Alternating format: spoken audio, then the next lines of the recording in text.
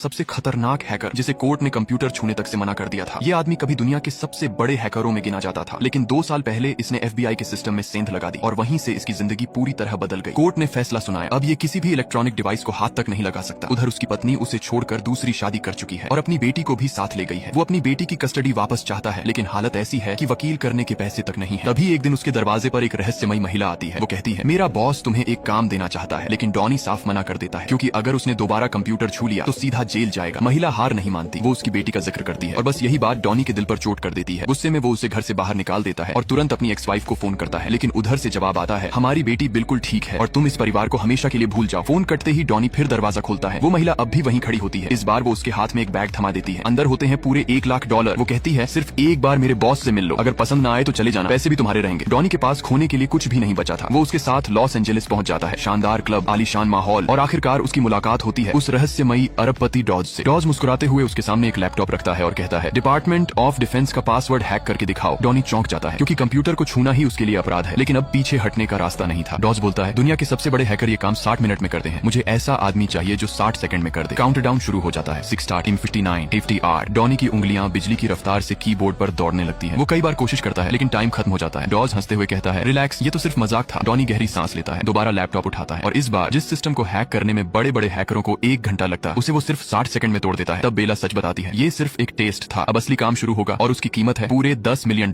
इतने पैसों से वो अपनी बेटी की कस्टडी आसानी से जीत सकता था। आखिरकार डॉनी डॉज की पहाड़ी पर बनी आलीशान हवेली पहुंचता है, जहां एक गुप्त कमरे में दुनिया का सबसे एडवांस कंप्यूटर उसका इंतजार कर रहा होता है। तभी डॉज अपना असली प्लान बताता है। उसे ऐसा सुपर कंप्यूटर वर्म बनवाना है जो दुनिया के सबसे सुरक्षित एनक्रिप्टेड सिस्टम को तोड़कर अरबों रुपए एक ही झटके में ट्रांसफर कर सके। लेकिन डॉनी को जरा भी अंदाजा नहीं था कि इस एक फैसले के